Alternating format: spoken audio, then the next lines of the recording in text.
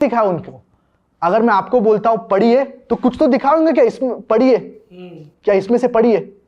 तो वो बोला क्या मैंने बहुत से तफसीर पढ़ा, तफसीर कुर्तुबी, इब्ने कसीर, बहुत से तफसीर, लेकिन मैंने ये किधर भी लिखा हुआ नहीं है और ये पेपर कहाँ है ये मुझे बताओ इसके बारे में। तो ऐसा सवाल था। तो अभी इसका जवाब भाई, इसका तो कुरान और हदीस से तो आपको डायरेक्ट रेफरेंस नहीं मिलेगा, इसका तो लॉजिकल है, ट्रिकी क्वेश्चन है कयास जी अकल पे। तो इसके अंदर अब्बा को भी खुद जवाब पता नहीं था। अच्छा, उठे, the brother asked a very good question repeat किए। जब ये कर रहे थे ये एक्सरसाइज, दिमाग में वो सोच रहे थे क्या जवाब है, क्या जवाब है। और इसके अंदर बहुत जरूरी चीज है अल्लाह की मदद। तो अल्हम्दुलिल्लाह अल्लाह की मदद आई, और ये भी हम लोग को ट्रेनिंग में सिखाया गया है। क्या जब भी अगर आप बोलेंगे brother asked a very good question और आप क्वेश्चन रिपीट करेंगे तो it gives you time to think. और ऐसा ही नहीं कि हर एक क्वेश्चन को brother asked a very good question, जो वाकई गुड क्वेश्चन है उसको बोलिए। तो जब दिमाग में सोचे और फिर अल्हम्दुलिल्लाह अल्लाह की मदद अल्हम्दुलिल्लाह। तो इसका जवाब जो उनको सिंपल एक क्वेश्चन पूछे, brother do you read Japanese? तो उसने बोला नहीं। तो बोला did I show you any paper? क्या मैंने आपको कोई वर्क या कोई पेपर दिखाया? और फिर आपने बोले क्या मैं जापानीज नहीं पढ़ता हूं। अगर आप नहीं पढ़ते तो बोले आई डोंट रीड जापानीज। लाजिम नहीं है कि मैं आपको पेपर दिखाओ, आप पेपर देखेंगे फिर आप बोलेंगे कि आप डॉक्यूमेंट दिखाओ, डॉक्यूमेंट देख के फिर बोलेंगे क्या मैं नहीं। अगर आपको नहीं आता है पढ़ना तो आप डायरेक्टली बोल देंगे काय लोगे। मान गया तो अल्हम्दुलिल्लाह मान गया, और उसके बाद काफी थोड़े महीने बाद वो अल्हम्दुलिल्लाह इस्लाम भी कबूल कर लिया। माशाल्लाह माशाल्लाह। अच्छा, जो लोग इस्लाम कन्वर्ट हो जाते हैं माशाल्लाह, तो वो राब्ते में रहते हैं आप लोगों से, आप लोगों ने कोई स्पेशल नंबर्स देना? एक्चुअली जब इंडिया में थे तो राब्ता करते थे और उन लोग को बोलते थे कि ये ऑर्गेनाइजेशन में जाओ, ये ऑर्गेनाइजेशन। लेकिन अभी जब मतलब इंडिया से हिजरत करने के बाद तो अभी काफी लोग मतलब ऑल अराउंड द वर्ल्ड इस्लाम कबूल करते हैं। लेकिन जब भी लोग मैसेज करते हैं हम लोग को तो we try to direct them to an Islamic organisation in their particular locality. अच्छा, एक बात बताइएगा, एज योर एक्सपीरियंस, लड़कियां ज्यादा जल्दी कबूल करती हैं हक या लड़के? क्योंकि आप लोग दोनों से बात कर रहे हैं, रेशो कहाँ है? I think so ratio wise it would be more women what I feel is जी compared to men, क्योंकि जो the respect that Islam gives to women and the Western civilization claiming to uplift the woman उनको degrade किया है। तो many Muslims, in fact, after 9/11, out of the people who accepted Islam in the Western country, 2/3 women थे। True. जी, तो women काफी, I feel that as far as my research goes, जो भी हम लोग ने किए, I feel women would be more in many parts of the world, you can say। आपके फादर ने तो सैकड़ों लोगों को मुसलमान किया, हमने देखा है, पूरी दुनिया ने देखा है, नाकिदीन ने भी देखा है, जो उनके एंटी है वो भी मानते हैं। आपने कितने लोगों को मुसलमान किया? मेरे तो पता नहीं, पीस टीवी के थ्रू पीस टीवी काफी लोग इस्लाम कबूल करते हैं, लेकिन मैंने तो कम ही लोग, मतलब मेरे को जो याद है जी कम ही लोग हैं, मतलब जो मेरे को याद है 2-3 जो मेरे को याद है। और उसके अलावा पीस टीवी के थ्रू काफी होंगे जिनका हम लोग को एक्चुअल ट्रैक नहीं है। मैंने माशाल्लाह सर, आप 2-3 लोगों को आप ऐसे कह रहे हैं जैसे तो कुछ नहीं किया, ये बहुत बड़ी बात है।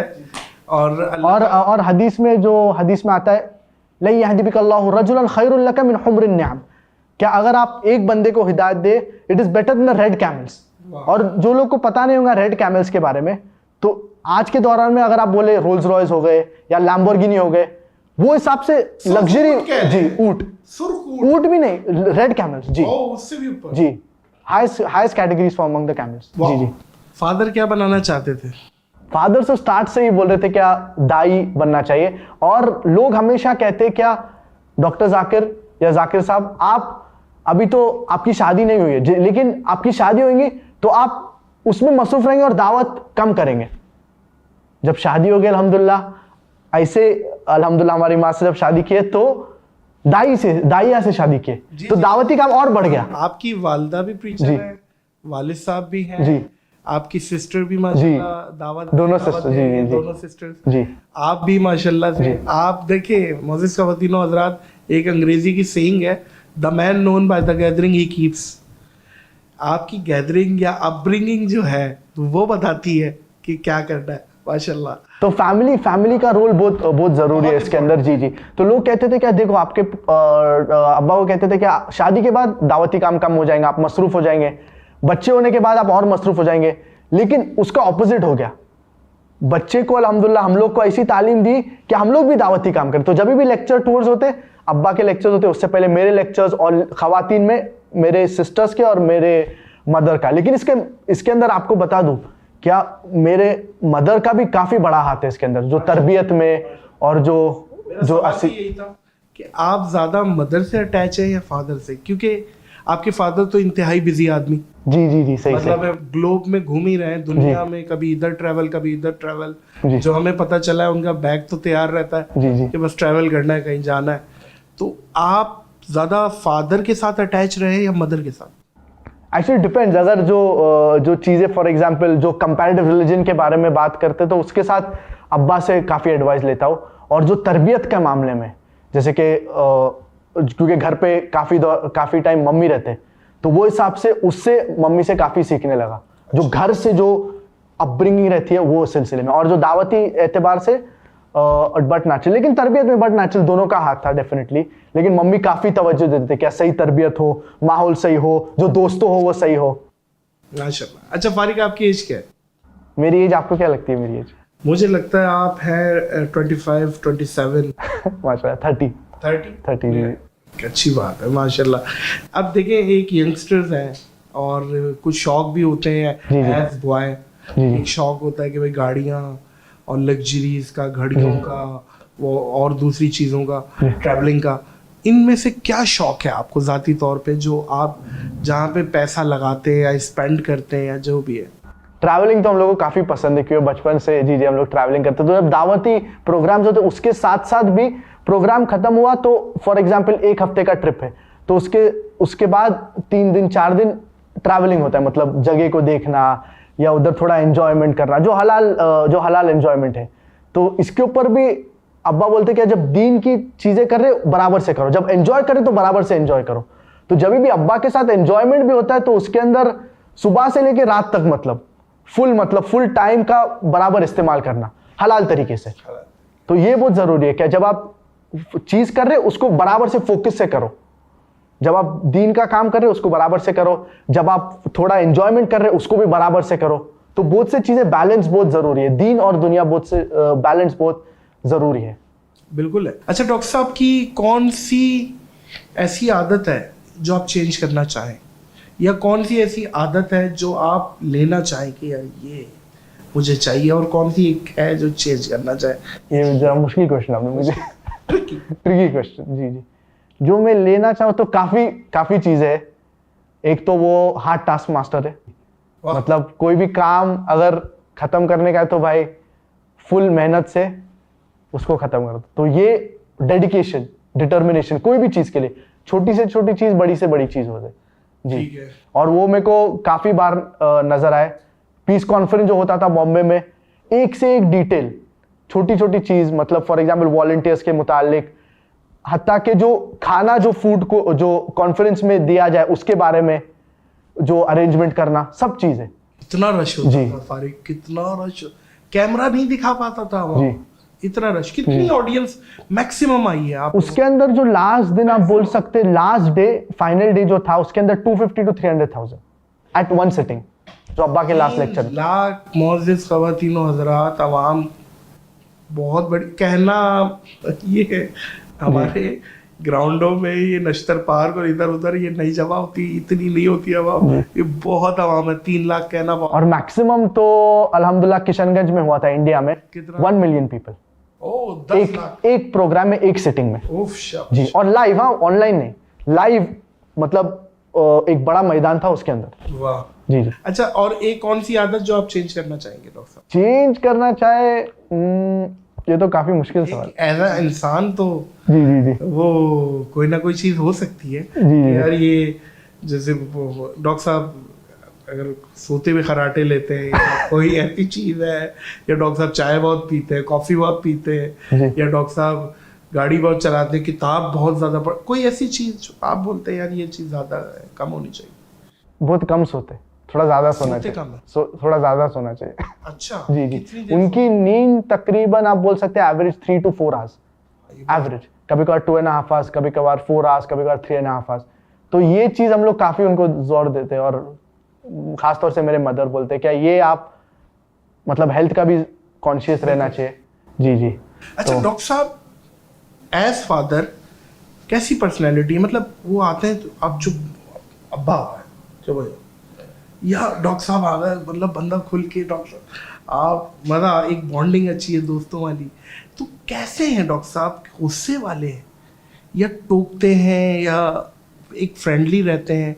कैसा बिहेवियर कैसा है अपने बच्चों के साथ, आप लोगों के साथ? मतलब बिहेवियर तो ऑफकोर्स मैं बोलूँगा फ्रेंडली है अल्हम्दुलिल्लाह, और अप्रोचेबल है, मतलब अप्रोचेबल है, और कोई भी चीज़ें तो हम लोग डिस्कस करते हैं अब्बा से, तो वो सिलसिले में। और एक चीज़ जो always we have to be on our toes, जैसा इंग्लिश में कहते हैं, जी जी, तो वो हम लोग ऑलवेज कॉशियस रहते हैं, क्या अगर कुछ कर दिए तो कुछ अब्बा बोल दें, कभी कभार ऐसा होते रहता है। डांट पड़ती? जी जी, डांट कभी कभार, आजकल तो अल्हम्दुलिल्लाह कम, क्योंकि स्टार्ट में बचपन में बट नेचुरल, और वो अच्छे के लिए, फादर्स जैसे कि कहावत है, fathers cruel to be kind. Yes. जी जी, लेकिन जो भी चीजें खास तौर से दीनी एतबार से, तो वो हम लोग अब्बा से डिस्कस करके वो अल्हम्दुलिल्लाह वो डिस्कशन से अल्हम्दुलिल्लाह हो जाता है। लेकिन अल्हम्दुलिल्लाह मतलब फ्रेंडली माहौल है, ऐसा नहीं कि अब्बा आ गए तो भाई चुप बैठ जाओ, कुछ काम मत करो, वैसा माहौल नहीं है, तो अप्रोचेबल है। लेकिन एट द सेम टाइम अगर कुछ गलत किए तो अब्बा ऑन द फेस बोल देंगे भाई ये चीज गलत है, घुमा फिरा के बोलने की कोई जरूरत नहीं, ऑन द फेस बोल देंगे जो आपने किया वो गलत है और you need to mend your ways. वो बहुत जरूरी है, क्योंकि यही फादर का यही रोल है, मेन रोल, कि अगर आपके बेटे ने कुछ गलत किया तो उनको टोको और उनको ऐसी तरीके से बोलो क्या उनको पता चले क्या उन्हें गलत काम किए, और उनके ऊपर एम्फेसाइज करो। तो ये बहुत जरूरी है कि कोई भी चीज गलत हो उसके ऊपर एम्फेसिस देना बहुत जरूरी है। और जैसे कि इंग्लिश में कहते हैं कि निप इट इन द बड, छोटी सी छोटी चीजों पहले ही बोल देने का। तो ये अब्बा का एटीट्यूड है, रादर देन वेटिंग अंटिल वो आउट ऑफ कंट्रोल हो जाए। तो इसीलिए बचपन से माहौल का बहुत ख्याल रखे, कौन से दोस्त लोग हैं, कौन से माहौल में है, क्या आप गलत काम कर रहे, गलत काम से रोका जाए, ये from a young age itself ये इसके ऊपर बहुत जोर दिए।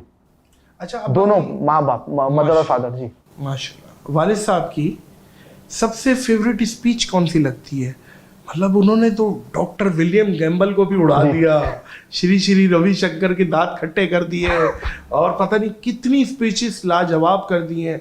आप जाती तौर पे कौन सी वाली स्पीच है जो आपकी फेवरेट है कि यार ये प्राउड में?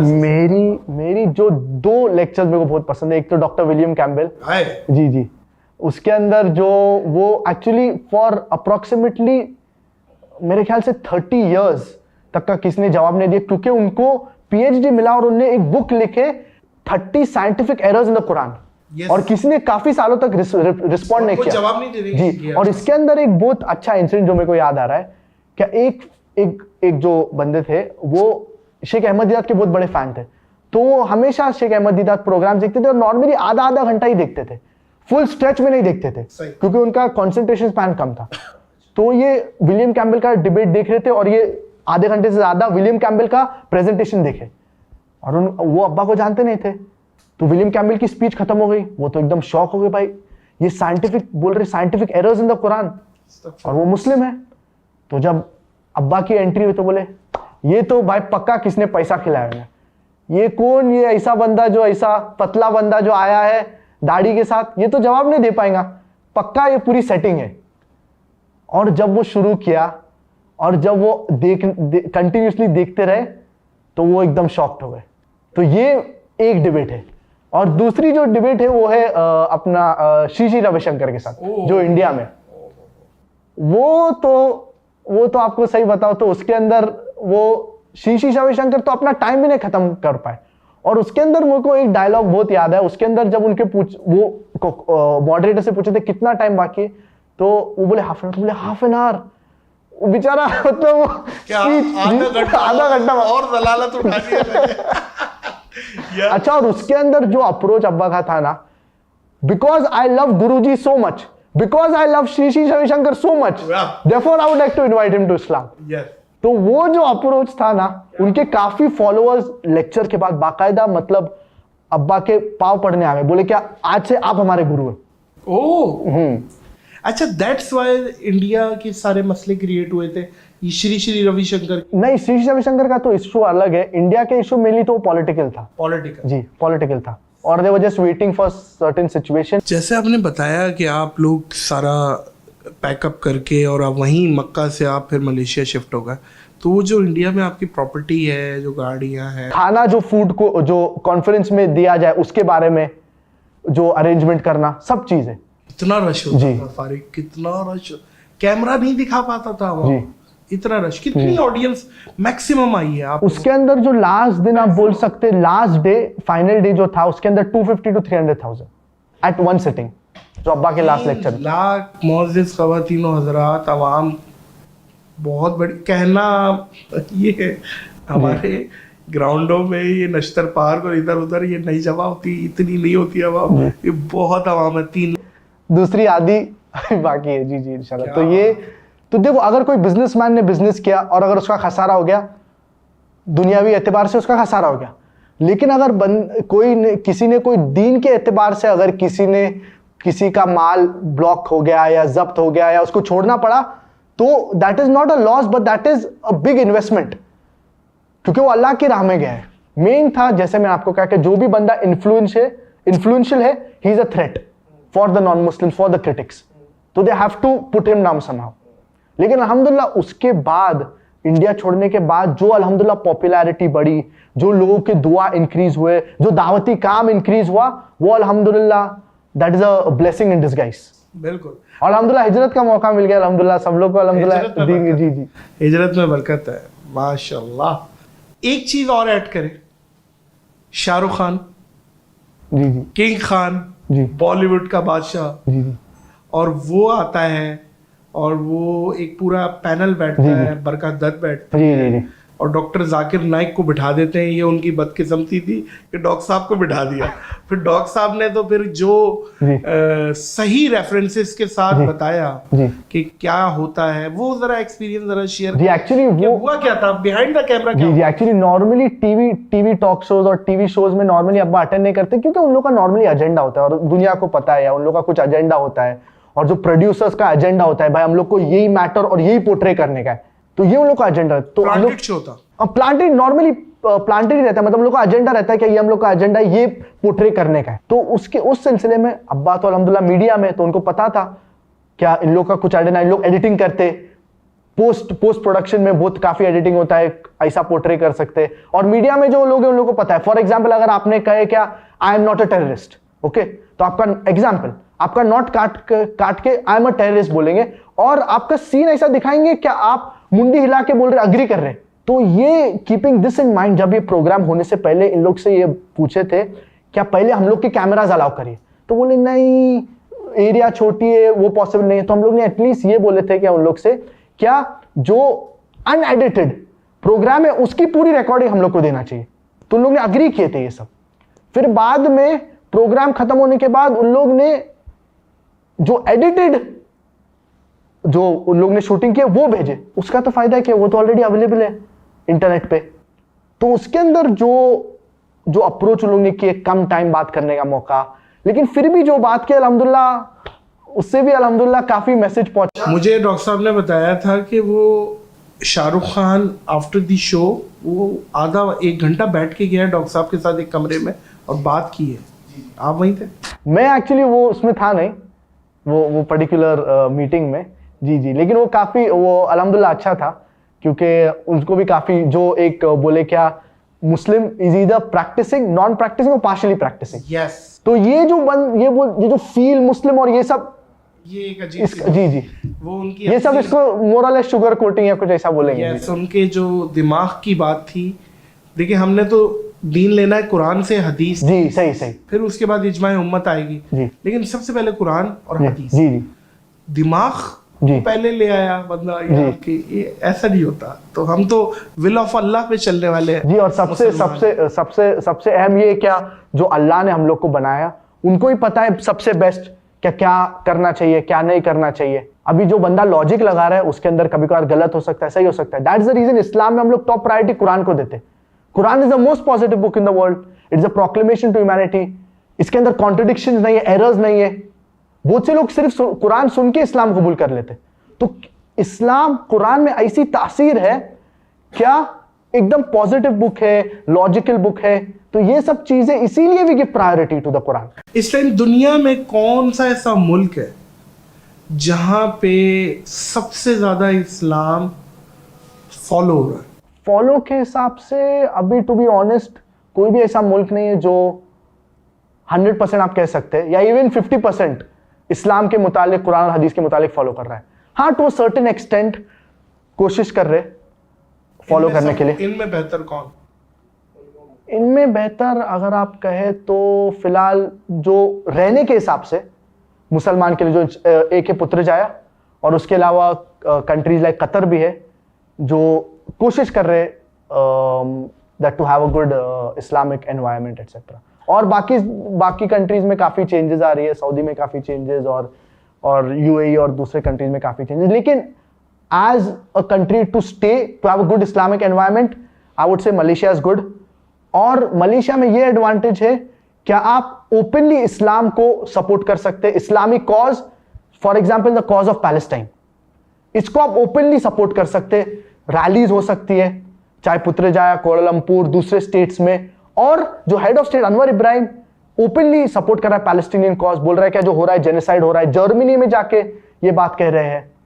तो ये बहुत बड़ा एडवांटेज है। States in Malaysia for example Telangana और क्लांतान, जिधर मोर देन 90% मुस्लिम्स हैं, और उधर ऐसे सिचुएशंस आते हैं कि फॉर एग्जाम्पल एक औरत पुलिस स्टेशन में गई थी, जो हो रहा है जेनोसाइड हो रहा है, जर्मनी में जाके ये बात कह रहे हैं।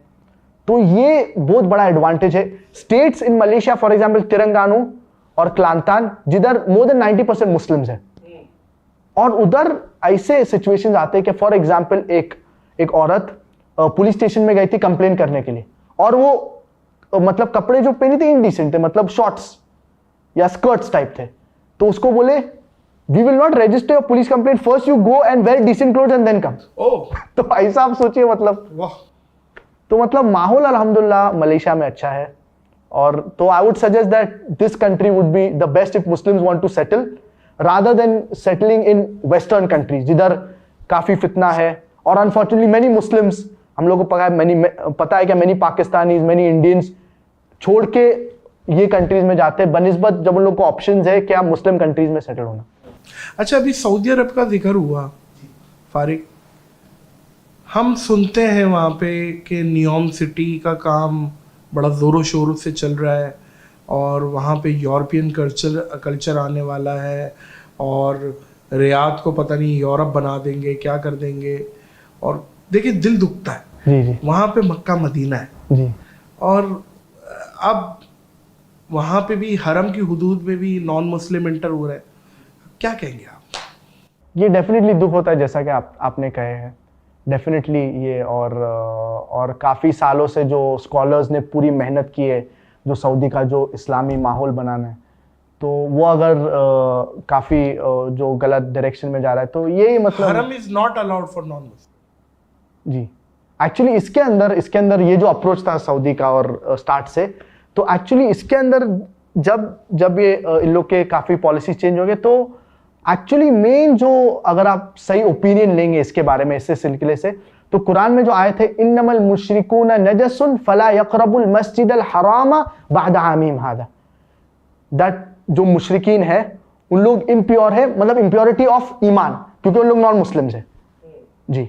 तो ये इम्प्योरिटी मानवीय जिसको कहते हैं, और हिस्सिया जो एक्चुअल इम्प्योरिटी है जो नजासत के हालत में हो, और मानवीय जो बंदा काफिर है वो हिसाब से वो इम्प्योर है।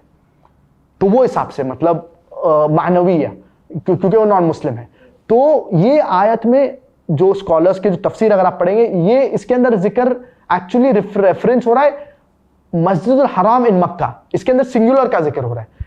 तो जो मेन प्रोहिबिशन है एक्चुअली वो है हरम इन मक्का, इसके अंदर नॉन मुस्लिम्स नहीं एंटर होना चाहिए। कोई स्कॉलर्स एक्सटेंड करके मदीना में भी कहते हैं, लेकिन बट नेचुरल अगर आप प्रिवेंट करें दोनों में, तो बट नेचुरल इसका this is much better than having them enter into these Holi land, क्योंकि दीज आर होली लैंड्स। नबी सल्लल्लाहु अलैहि वसल्लम का मस्जिद है, और मक्का जो अल्लाह का घर ये है। तो जी टूरिज्म नहीं है, ये जी जी spiritual दिस इज जगह स्पिरिचुअल। है। जी जी यहाँ पे इबादत होगी, जी क्योंकि कुरान मजीद की नस से साबित है कि नॉट अलाउड, जी गैर मुस्लिम को जी। निकाल दिया गया था कि यहाँ पे जब ही आप आ सकते हैं जब आप कलमा जी। पढ़े, जी। सर आंखों पे जी आप हमारे मेहमान बने, जी। इन कलमा पढ़ के आए। जी जी। आहद और इसके अंदर एक्चुअली एक बाकायदा एक आंसर भी है अब्बा का, क्या why non Muslim not allowed in the Why not? Holi cities of, क्योंकि कैंटोनमेंट एरिया है। आई सॉ इट, बिल्कुल, बहुत अच्छा था, बहुत अच्छा था। फारिक, want to see you in Pakistan इंशाल्लाह इंशाल्लाह इंशाल्लाह। इंशाल्लाह इंशाल्लाह सून, आई होप सो। और बिलीव मी ब्रदर, बहुत अच्छा लगा मुझे। मोज़िज़ ख़वातीनो हज़रात, मैं 6 घंटे की फ़्लाइट लेके पाकिस्तान से उड़ के आया हूँ मलेशिया, और मैं इस टाइम इनके घर में हूँ। और आप यकीन करें, ये इतने स्वीट हैं, इतने हम्बल हैं कि ये दुबई थे, ये मैंने राब्ता किया और ये दुबई से फ्लाई हुए हैं और वो आए हैं और फिर मेरे साथ पॉडकास्ट कर रहे हैं। माशाल्लाह, थैंक यू सो मच। अल्लाह आपको बेहतरीन जज़ाए खैर दे, अल्लाह आपको ज़वाल नेमत से बचाए, अल्लाह आपको मज़ीद तरक्कियाँ दे, इंशाल्लाह दुआ है, और अल्लाह हम सब से राज़ी हो जाए, आमीन इंशाल्लाह। और एक ज़रूरी मैं मैसेज बोलना चाहूँगा, और जो सब लोग के लिए ज़रूरी, सब मुसलमान के लिए ज़रूरी है कि हमेशा हमारे जो फ़िलिस्तीन भाइयों को हमेशा दुआ में याद रखें, और जो भी इस्तिताअत हो, चाहे दुआ तो लाजमी है, उसके अलावा जो सपोर्ट है, जो फाइनेंशियल सपोर्ट और जो सोशल मीडिया में जो अवेयरनेस है, वो रेस करना बहुत ज़रूरी है। क्योंकि हम लोग को पता है क्या जो प्रोटेस्ट होते हैं, जो रैलीज होते हैं, जो पब्लिक का जो मुजाहरात होते हैं, जो उन लोग पोर्ट्रे करते हैं, इसका इफेक्ट कोई ना कोई तरीके में पड़ता है। बॉयकॉट्स का कोई ना कोई तरीके में इफेक्ट पड़ता है और पड़ा है। और अगर ना भी पड़े सर, बात ये है, हम तो कम से कम मुंह दिखाएंगे ना अल्लाह को, जी सही, कि हमने तो किया। जी हम तो उस सफ में खड़े हुए जी जब हजरत इब्राहीम खलीलुल्लाह को आग में डाला गया। जी तो रिवायतों में आता है कि गिरगिट ने आग भड़काई, कबूतर ने आग बुझाई। ना कबूतर आग बुझा पाया, ना गिरगिट आग भड़का पाया, लेकिन तारीख आज कबूतर को याद करेगी। कबूतर ने एक अच्छा अमल किया, तो हम अच्छा अमल कर रहे हैं, हम अच्छे अमल वालों के साथ हैं, तो इंशाल्लाह। और सबसे बेस्ट ये बात है कि ये पूरे सिलसिले में after the 7th of October जो genocide was done on Palestinians, Muslim तो अल्हम्दुलिल्लाह सपोर्ट कर रहे, नॉन मुस्लिम इज आल्सो, और majority of them, many of them have embraced Islam. So we do agree that many have unfortunately have lost their lives, and उन लोग को काफी torture और they are suffering. But alhamdulillah, more than that, multiple number of people have accepted, embraced Islam and realized that what is happening is a genocide. तो हर चीज में अल्लाह की मसलियत होती है. There is wisdom behind whatever is the planning of Allah subhanahu wa ta'ala, whatever Allah subhanahu wa ta'ala wills. And those people who have, in fact, those who have passed away, I wouldn't say that they have lost their lives, but it is an ultimate success. So we always do duas for them. May Allah subhanahu wa ta'ala give them the best in this world and in the year after. They are brothers after. Ameen summa ameen. Ameen. Farik, बहुत बहुत शुक्रिया. Thank you again. Thank you from my bottom of my heart. You're welcome. You're welcome. It is a pleasure to have this interview, and we hope that all Muslims get together. Unity of the Muslim Ummah is very important. बहुत शुक्रिया. मोज़िज़ ख़वातीनो हज़रात, बहुत sweet podcast, बहुत अच्छी podcast, memorable podcast मेरी, और मुझे याद रहेगी बहुत लंबे टाइम तक। बस इतना ही बोलूँगा कि इस अपनेपन के साथ अपना और दूसरों का बहुत ख्याल रखिएगा। मुझे और फारिक ज़ाकिर नाइक को दीजिए इजाज़त। अल्लाह हाफ़िज़।